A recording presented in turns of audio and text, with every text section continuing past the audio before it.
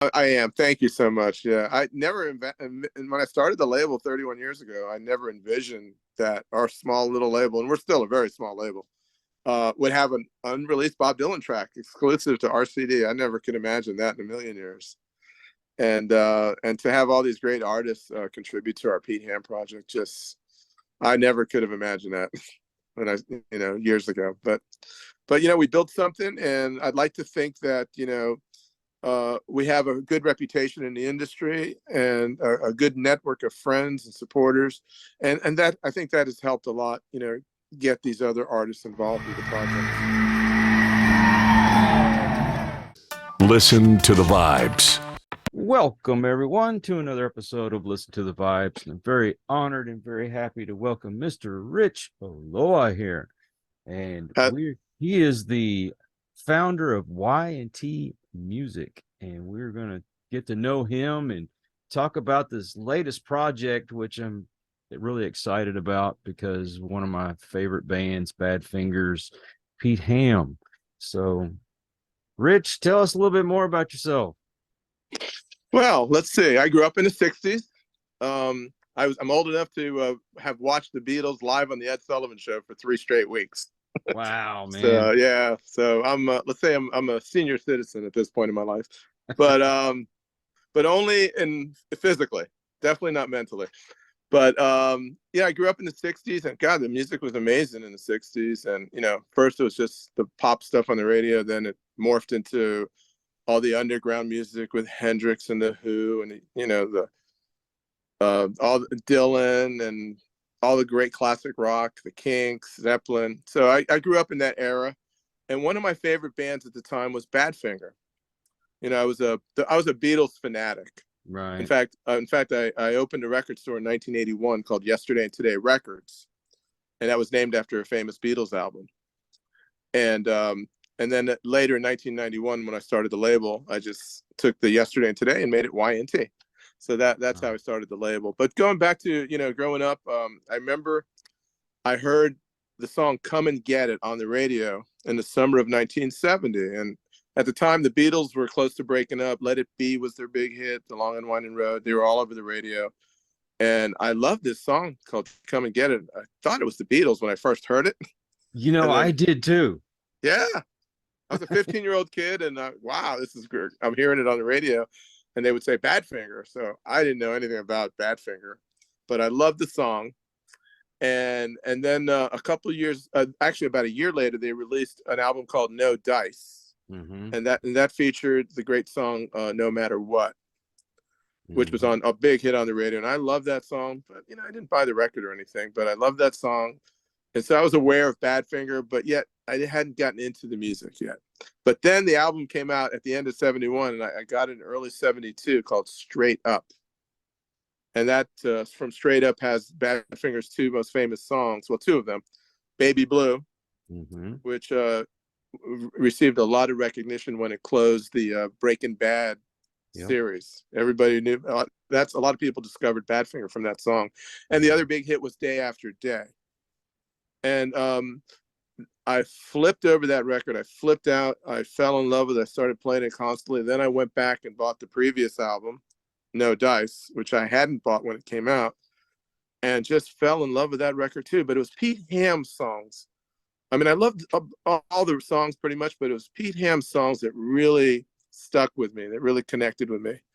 And also Pete wrote the classic Without You, which Harry Nilsson, made an incredible version of, and it was a huge hit, global, international smash.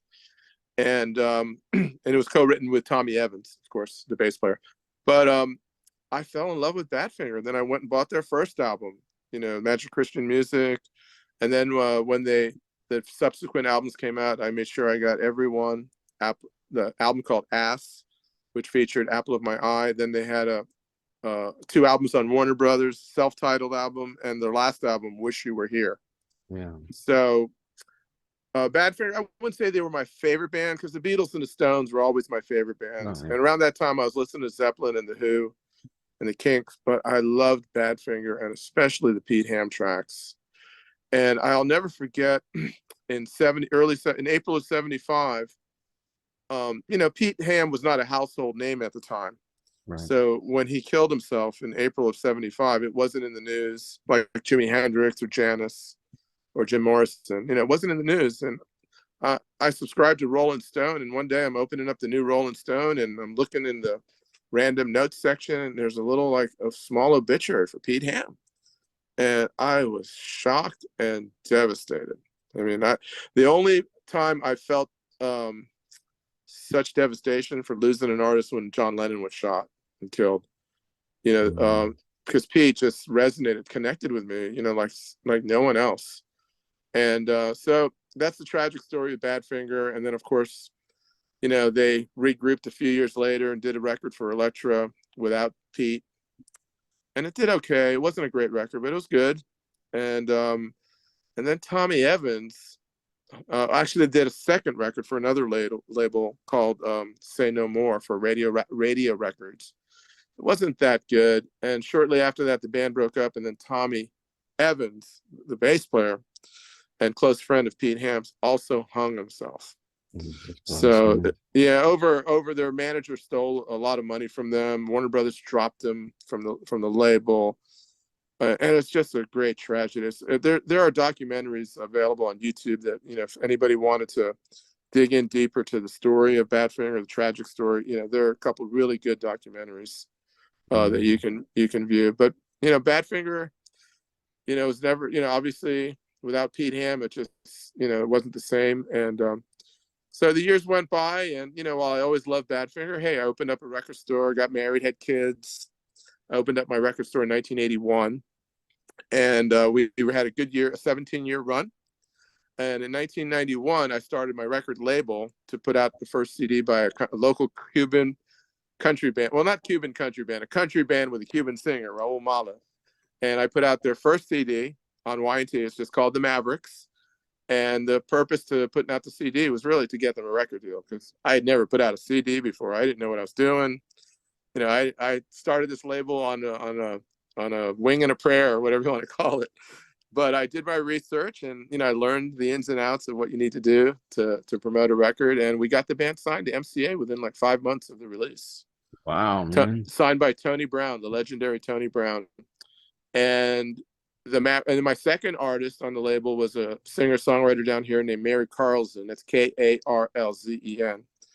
And I approached her to put out a CD, and we did an independent CD for her self-titled record, and then we did an EP follow-up, which we had a couple music videos that ended up on CMT and the National Network, back when music videos actually had power and reach, and made a difference. Today, everything's on YouTube, and it's so hard there's no filters, but when you got on CMT and the National Network, you were reaching people, and that led to Mary Carlson being signed to Atlantic Records.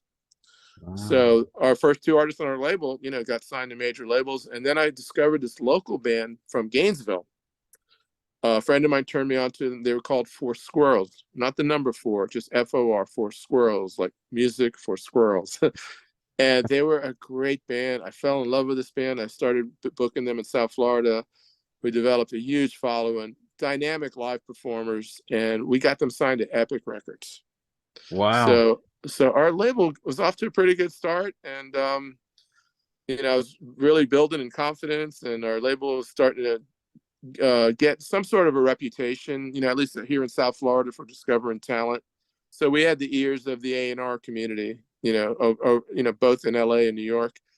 And unfortunately, the Four Squirrels story is also tragic. They just played in September of September of 95, just 3 weeks before the album was scheduled to be released on Epic. Coming back from the CMJ Music Conference, the band was driving, and the van overturned. The tire blew out, overturned in Savannah on I-95. We lost our lead singer, bass player, and road manager. And it's just there's no roadmap when something like that happens. You just try to be there for the families, and pick up the pieces as best you can. And that was kind of a turning point for me. You never get over that. It's just three young kids, their whole life's in front of them, and their new album is finished, produced by Nick Launay, one of the great producers in the world. And they were a huge priority, and it's all gone in an instant, But, the record actually got picked up by a lot of radio stations. One of the songs, The Mighty KC, it was actually a top 10 Billboard AOR radio single, and the record sold a lot. But it just, it wasn't, how's the word? It was very bittersweet. Even though the record was, doing well and reaching a lot of people, it was tough. And then 6 months later, Mary Carlson, after being on Atlantic for 2 years and having some success with her first record, we got dropped from Atlantic. So our label, kind of all of our momentum was gone. But I started working with another artist, and Amanda Green, a brilliant artist. She's on our Pete Ham record. We almost got her signed to Interscope, but it didn't happen. So around 2000, 2001, 2002, I kind of took a little bit of a break from the record label and actually got a real job. I ended up working for the post office as a letter carrier for 14 years. Wow. So it was you I saw on LinkedIn. Yes. Okay. I was a letter carrier and I loved it. I did great. And towards the end, I retired in 2018. But in 2016, I restarted the label. I had actually put out a couple records in the interim while I was still working there. I did a couple children's records for Mary Carlson, award-winning children's records, and a couple other projects too. But we restarted the label in earnest in 2016, and we did a tribute album to Fred Neil, a great local singer who wrote the big hit "Everybody's Talking," which Harry Nilsson had a huge hit with. Yeah. And we got a lot of good national press from that. And since then, we've put out a few other records. We did more records with Mary Carlson, another artist, Drew Weaver, Arlen Filas. And just last year, we did a tribute to Eric Anderson, which featured an unreleased Bob Dylan track. Probably our most ambitious project till date. There was a 3-record set. We've gotten a lot of great reviews on that, including overseas and some national magazines. And our latest project is a tribute to my favorite musician of all time, Pete Ham. And I've been working on this project for 2 years. And it was something I thought about almost 20 years ago, actually. The thought first came to mind, but I just wasn't in a position to do it. And I started working on it a little less than 2 years ago. And just the momentum built. And, I started reaching out to a few artists. And I had some friends who knew other artists. And with a little bit of luck, we got all these great artists on this record, a lot of national names, to have a Dan Baird track on this record is amazing. Yeah. Stan Lynch from Tom Petty and the Heartbreakers is on saw that. The Delavantes is amazing with, Gary Talent from the E Street Band produced and played on it. With Shelby Lynn, Grammy Award winner, does the big hit Day After Day. Melanie, who is one of my all-time favorite singer-songwriters since I was 15. The Woodstock legend, she's on it. She does the famous song Without You. And Tobin Sprout from Guided by Voices is on there. I'm trying to think if there's any other names that you might know. Dennis Dykin from the Smithereens. Oh yeah. And Reckless Eric and Amy Rigby. So and then other artists who are from South Florida that we recorded here locally. So it's a labor of love project for me. And we're tying it into MHA, which is the Mental Health Association. Mm-hmm. And we're working with the Southern branch, trying to raise awareness for mental health. That's an issue that's dear to my heart.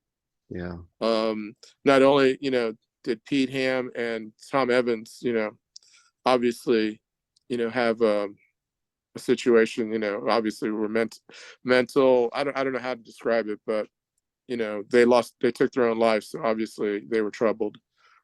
And that's an issue. It's frankly, and I don't talk about it, but it's an issue that has affected me over most of my adult life. But I've learned to manage it and deal with it. I think better than most people who have had this issue. And so it's an issue that's very important to me. And to tie it into Pete Ham, this is like a dream come true for me. This project means the world to me, and I feel I can retire now, after, seeing this project come to life and see it get released. It means everything to me. And I'm just so honored to have all these great musicians so enthusiastically participate, And most of the musicians, you know, recorded these songs on their own, you know, with their own musicians and resources. And, you know, I'm just so grateful and honored to have been the one who put this record together. Now, Badfinger, they were one of the first bands to get signed to Apple, weren't They they? actually were the very first band. That's what I thought. Yep, they were discovered by Mal Evans, who was friends with the band's original manager, Bill Collins, and he brought them to the attention of Peter Asher, who at the time was the head of A&R, and he loved what he heard, and Paul McCartney approved it, and they signed them. They were the very first band signed to Apple. They were called the Ivies at that time. They were called the Ivies, and they had a different bass player, Ron Griffiths, who I'm in touch with to this day.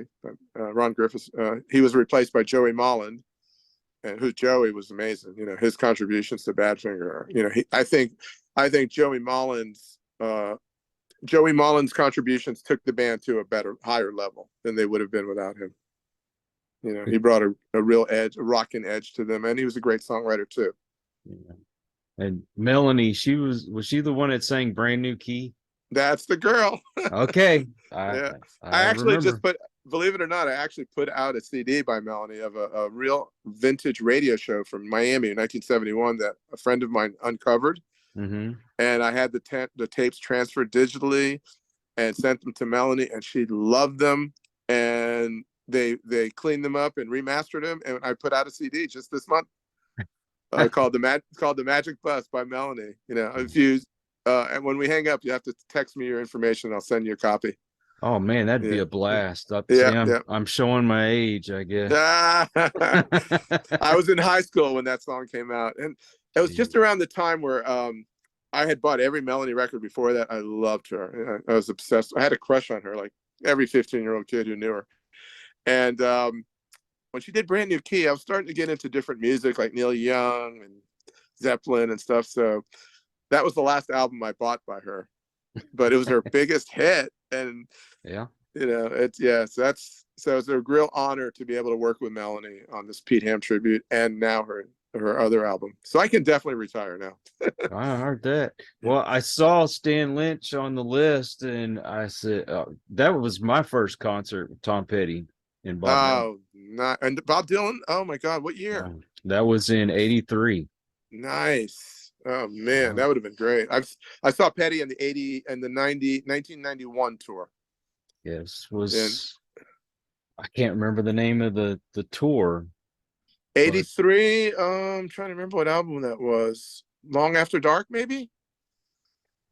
And honestly, I don't remember. Yeah, he's got a large body of work. Yeah. But you know, you close your eyes, you couldn't tell who was singing, if it was Bob or if it was Tom. Love both. Dylan is to me my favorite individual songwriter of all time. You know, Pete Ham's my favorite musician, and the Beatles are my favorite band. Well, that's a good group to be a favorite of. Yeah. But man, your love of music led you to start this, and you've got some incredible talent that's come through, and you must really be proud. I am. Thank you so much. Yeah, I never when I started the label 31 years ago, I never envisioned that our small little label, and we're still a very small label, would have an unreleased Bob Dylan track exclusive to our CD. I never could imagine that in a million years. And to have all these great artists contribute to our Pete Ham project, I never could have imagined that when years ago. But we built something, and I'd like to think that we have a good reputation in the industry and a good network of friends and supporters, and that I think that has helped a lot. Get these other artists involved with the projects. And I'm gonna, if everything works out next year, I want to start another project, and that would be a tribute to one of my favorite singer-songwriters of all time too, Joan Armatrading. Okay. I'm not sure if you're that familiar with her. She started out, her first record was 73, and she had some hits in the 80s and some good records in the early 90s. And but she still makes great records, and she's 70 years old now, and I'm a huge fan of hers. I think she's one of the most underrated or underappreciated great songwriters of all time. And she's got a big following, a lot of fans. And if everything goes well, and with this Pete Ham record and tribute, and the label's still in a good position next year, I'm gonna definitely start work on another tribute record. Yeah, you're never gonna retire. Not yet. What else am I gonna do? Like, I have grandchildren. I have 3 grandkids, which is wonderful, and they're the joy of my life. So I guess I could find something to do, but music is my life. It's my passion, and it keeps me young. Keeps me young at heart, and I'm very honored and thrilled to been very lucky to work with some very talented artists. So you're right. I'm not going to retire anytime soon. Nope. And what no what the grandkids think? Or besides, well, they're a little too that? young. They're too young. My 8-year-old granddaughter, I think, appreciates it a little bit. She likes some of the records that we put out. My 6-year-old grandson, he's a little too young to appreciate it. And then, of course, we have a new grandson who's 18 months old, and he's a trip. His name is Ace. Thank you so much. His name is Ace. And nothing to do with Ace Frehley. Oh, doggone it. And my other grandson is named Jagger. Really? Nothing to do with Mick Jagger. My daughter and her husband are not even Rolling Stones fans. Well, but my kids, my daughter's 30, we'll fix to turn 31, and then my boys, they're mid to upper 20s, and they don't get dad's music at all. Foghat came to town several years ago. In fact, gosh, it was 13 years ago, because it was just before my grandson was born, and I took my daughter to the concert thinking, hey, you might enjoy it, and she's like, who's Fog in the Hat? Come on, man, that was a great band. I didn't appreciate them at the time as much as some of the other bands, but man, the musicianship, they were a great band. They were good. I got to grow up in the 70s, so I really love all those bands. Oh yeah. It was a great time for music. It really was. Man, you got the dream job, though, man. I wish I was doing what you're doing. It's not as easy as you think. It's a lot of work, especially with the Pete Ham project. When you're dealing with 34 different artists, that's 34 different email threads, receiving mixes, and it's a lot of work. That's why it took so long to do. But it's a very rewarding thing that I'm doing. I love the music, and when you see these records come to life and get finished, it's almost like a child. The birth of a child. Maybe that's not the right analogy, but I look at all these records as my own children. I love them all in different ways, and I feel very fortunate. But it must not really feel like work to you. Well, yes and no, because there's a lot of pressure involved. Right. Because you don't want to disappoint your artists, so you want to make sure you do as good a job as possible. And and it's not, as you probably know, the music industry is an industry of rejection, which means you're always trying to get your music heard by the right people. And like we're sending out press releases and stuff to over 1,000 people, different media outlets and writers, and most of them don't have the time or inclination to listen, and they're inundated with product too. I'm sure you are. All the radio stations and journalists, they get so much product, so it's really hard to get yours to stand out, for them to pay attention to it. So more often than not, you don't get a response, or it's a pass.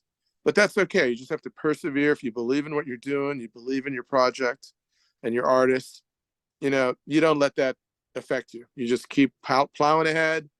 And the response to the Pete Ham project has been fantastic.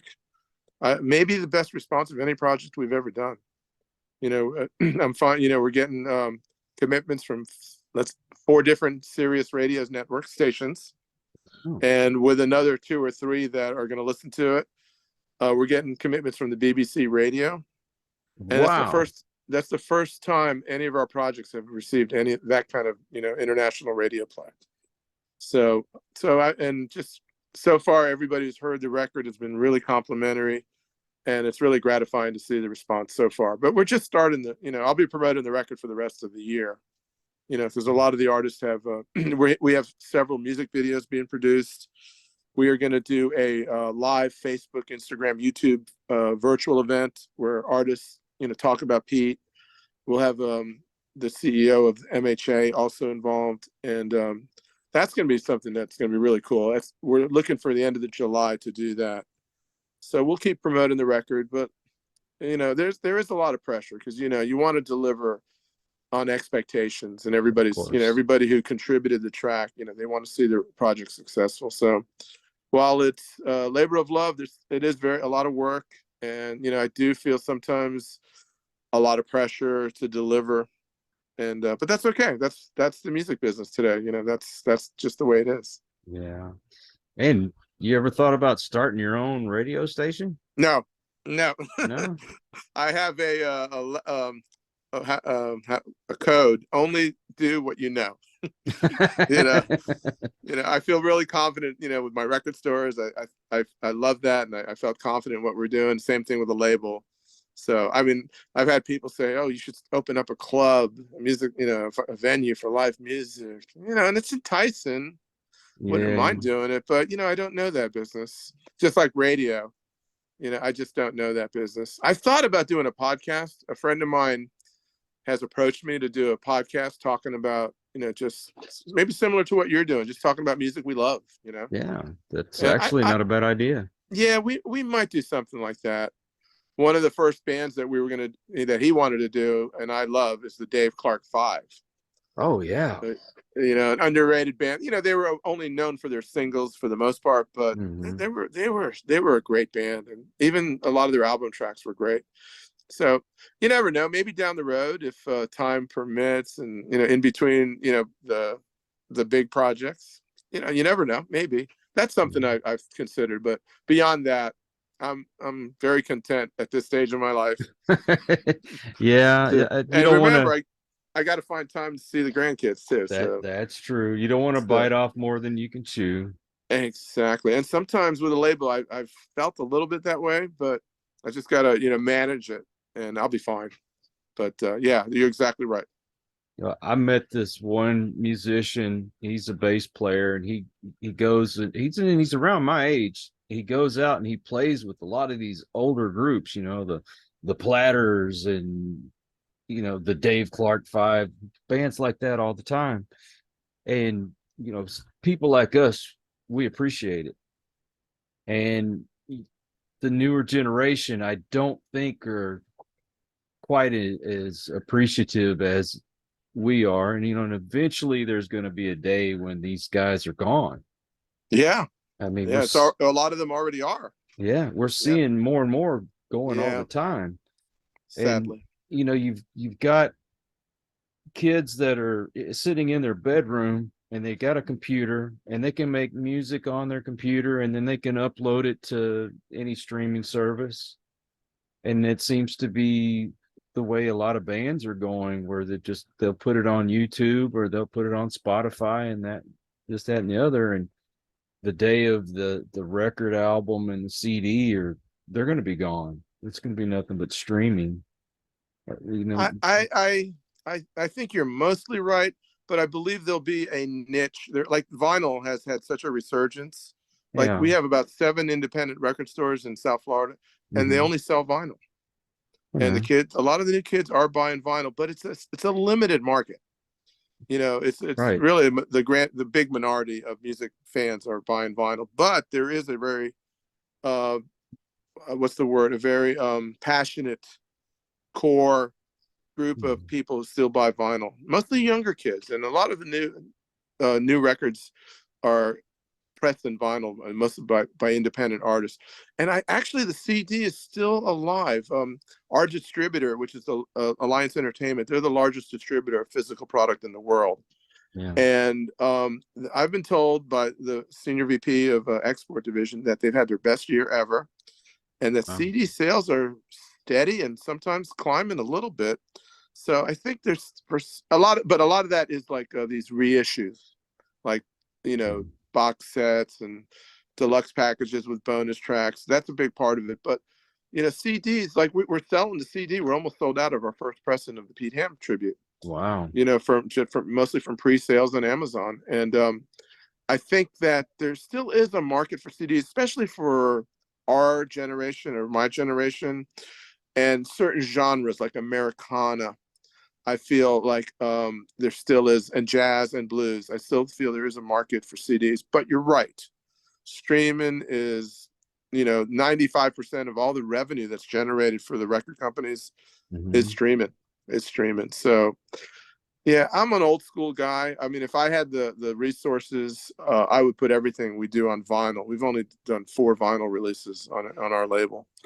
But it's expensive, and Yeah, crazy, isn't it?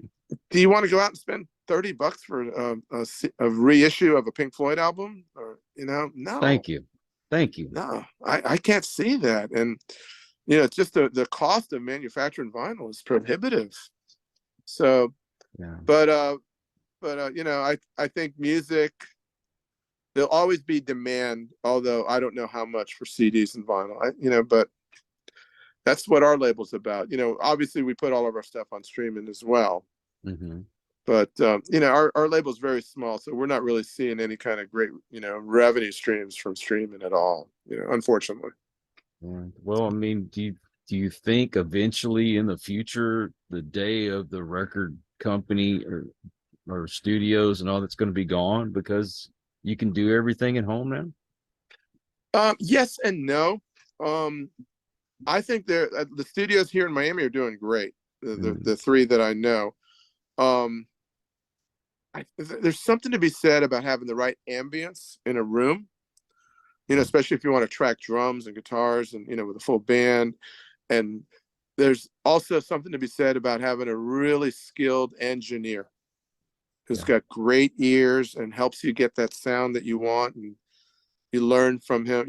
I found that all the artists that we bring in the studio for the first time, and most of the bands we've worked with, it was their first real studio time with our little label. They come out of that as they've grown in confidence and ability. When they start the studio process, coming out on the other side with a finished record, I find that's a big part of artistic growth for young artists. So while yes, I get what you're saying, everybody's recording in their home studios. And there's not as many full-fledged recording studios out there anymore because many have dropped out and closed. That's true. But just like on CDs and vinyl, there'll always be a demand for studios, especially with really high quality, engineers and producers. I really believe that. Had a conversation with the guy just yesterday. We were talking about artificial intelligence. Oh boy. And a lot of the screenwriters will use AI to help them write movies. That's what I hear.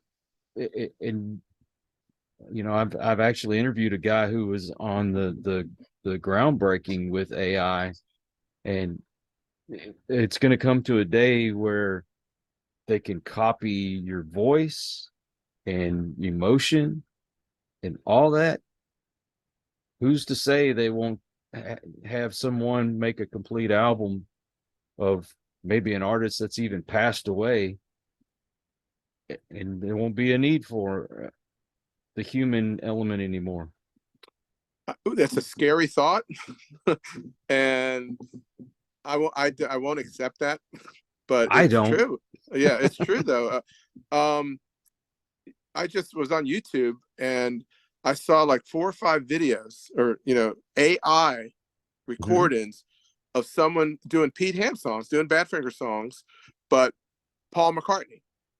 So they took these songs and I don't know the whole process of AI. It's new to me and I'm learning this, but they made AI vocals of Paul McCartney singing Badfinger songs, and they're terrible. They're unlistenable to me. But maybe someone who doesn't know Badfinger and hears the song for the first time, they might like it. But I am definitely predisposed to just rejecting anything AI. I guarantee you there will never be an AI recording ever released on my label. Oh, I don't blame you. There But never will be. from what I understand, they've taken Tupac and what's his name, Biggie something, and had them do another person's rap song, and it sounded like they actually did that song. That's right.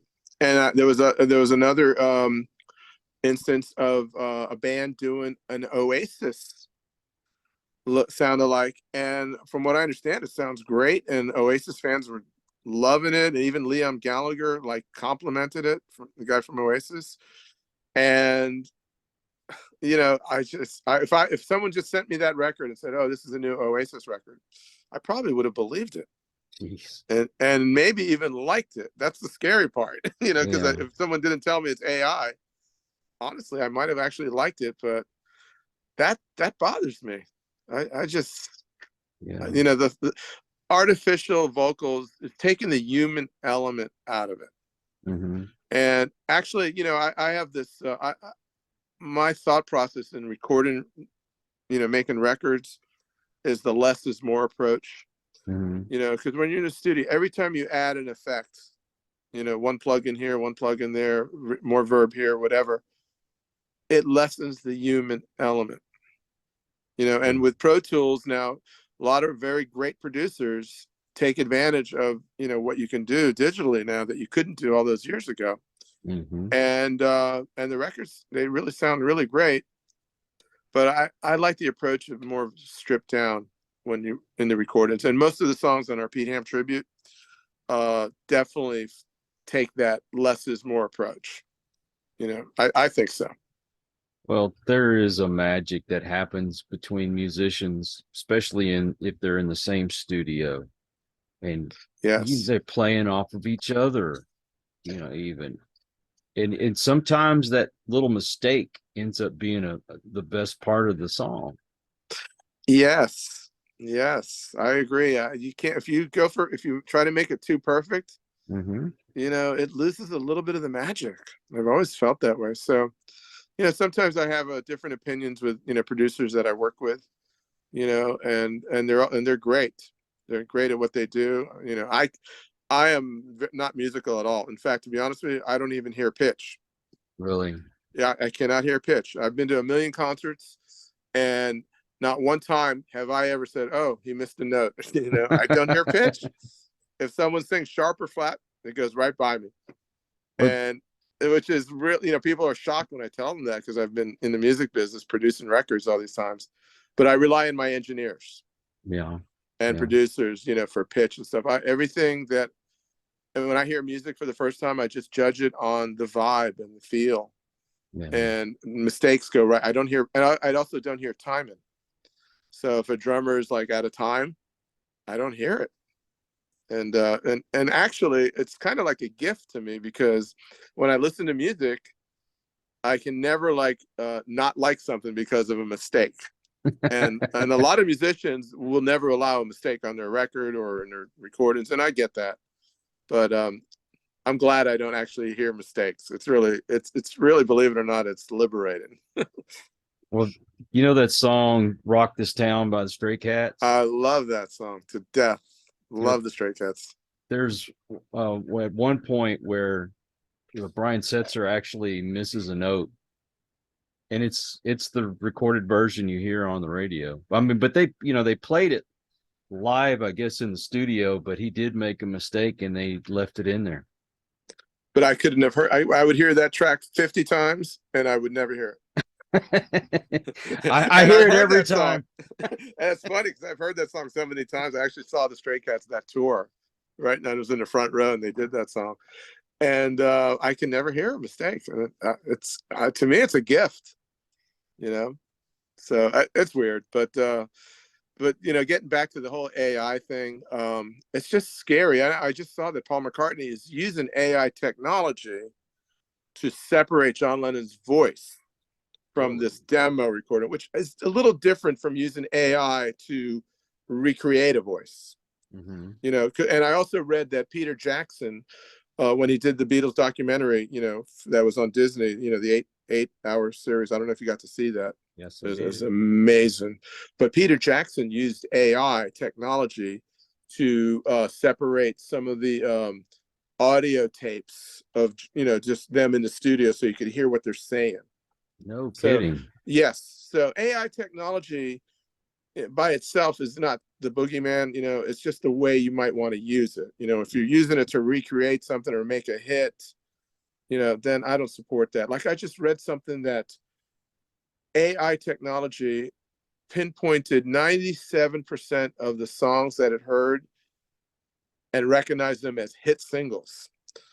This was just in the news like 2 days ago. If I can find the link, I'll send it to you. I have to read it again.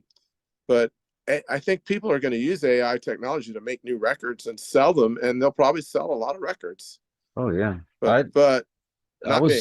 was telling my buddy the other day, I said, you watch somebody that owns the Prince music in his family wants to put out a new album to make some money, and will take and use AI to grab Prince's voice and make a whole new hit song. You watch. I believe it. Yeah, you're right. But AI will never be part of our label. We'll never have a song on a record with AI technology, unless someone tries to put it past me, and I don't catch it. I can't imagine that. Most of the artists that we work with, and especially on these last two tributes, they're old school producers and musicians, and you can see the credits on our CD. We got some really excellent producers and mix engineers. We have Steve Schnee mixed the song by the Delavantes. Not Steve Schnee, Bill Schnee. Okay.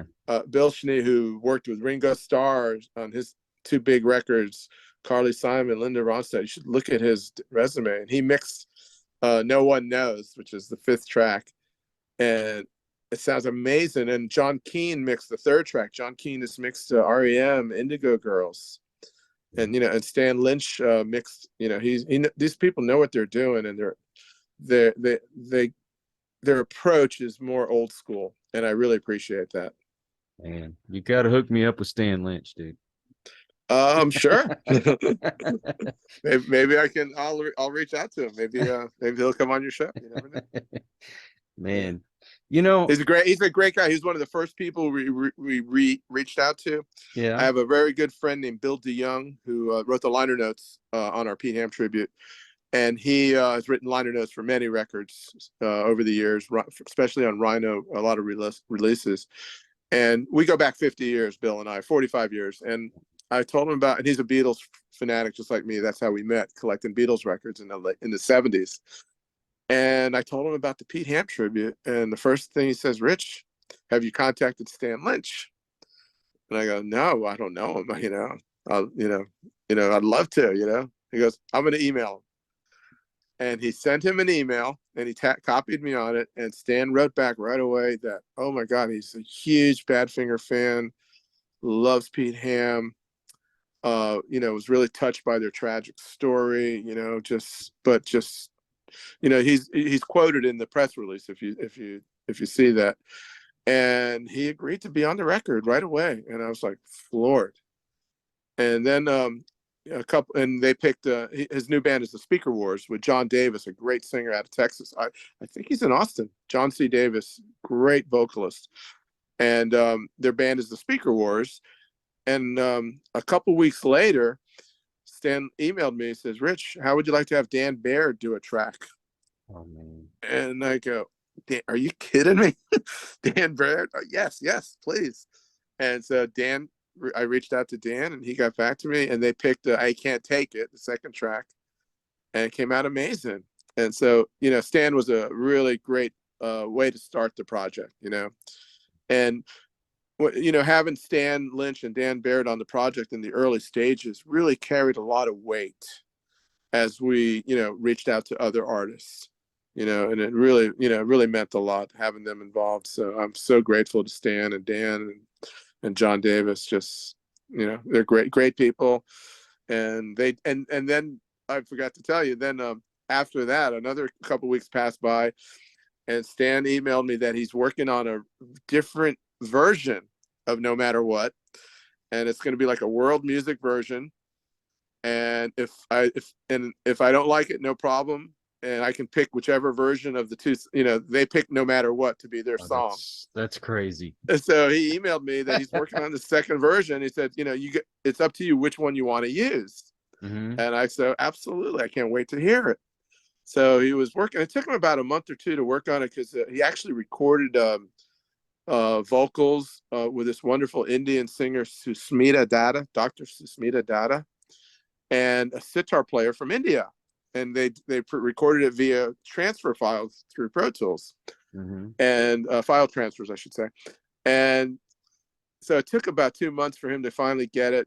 I checked in on it, and he says he's close, but he's not there yet. And then finally he sends it to me. And after 30 seconds of hearing it, as soon as the Indian vocalist started singing, I freaked. I called him right back. Actually, I emailed him right back and said, I love this. I want to use both versions. So that's why that's the only song that's repeated. So disc 1 has the world music version with a sitar, and it's amazing. And then disc 2 has the more traditional pop rock Americana version. That's crazy, man. Yeah, it's amazing. So it's just a great thrill to work with Stan. What a great guy. And to have other people as excited about this as you are, that's amazing in itself. Yes. I'll tell you what, man, you and I need to do another show together. I have a feeling we could sit and talk about music all day long. Absolutely. This has been really fun. I'd be more than happy to do that anytime. Oh, great. What's your website? It's YT Music, the letters YT, the word music, online.com. YTmusiconline.com. Okay. And all our contact information is on the website there. And your social media? We're on Facebook under YNT Music, and also my name, Rich Uloa. And I'm on Instagram, YT Music 1. And I'm on Twitter, but I'm not really well versed in how to use Twitter. Although I'm trying to learn a little bit more because I feel there's good opportunities to spread the word on the record through Twitter. So I am using it. But those are my social media pages. And people can purchase the music on your website. Well, actually, we're working on a store right now that's going to have everything, but all of our records are available through Amazon.com and other stores all over the world. Okay, cool. So, and one of the things I've done, we're a small label, so I've been trying to work closely with our distributor to build our, I'd like our distributor to sell our records, because the better we do with our distributor, it's better for our label. So, they provide all the fulfillment for Amazon and direct sales to Amazon worldwide, by the way, all the different Amazons, Japan, Europe, so that's our little website. We're a small label, very small, but I think we're doing some cool stuff, I would agree. Hopefully with a little luck and perseverance, we'll keep on keeping on. Man, this has been amazing. I'm very honored to have met you, sir. Oh, honor's mine, Kyle. Thank you so much. It's a pleasure to be on your show. Can't wait to see it, and I'll spread the word when it's out there. Yes, please do. If you just provide me a link, I'll make sure we share it, and some of the artists that are also involved will share it as well. Thank you. And I am going to put all your links in the description so people can find you all very easily. Thank you. Hey, when you get a chance, shoot me an email with all your contact information, your mailing address. Sure. So I want to send you a little care package. Oh, thank you. I need to get your email before we hang up then. Absolutely. You got it. And I also want to thank all you folks out there. If you are new to the channel, well, I hope you'll come back. Hit that subscribe button. For my regulars, you guys rock, because you make it possible for me to do this. Until the next one, everyone, please take care. Be kind to one another. God bless and peace. We hope you enjoyed this episode of Listen to the Vibes. You can catch us on Buzzsprout or wherever you listen to your favorite podcasts, and on YouTube. Follow us on Facebook at The Vibes Broadcast Network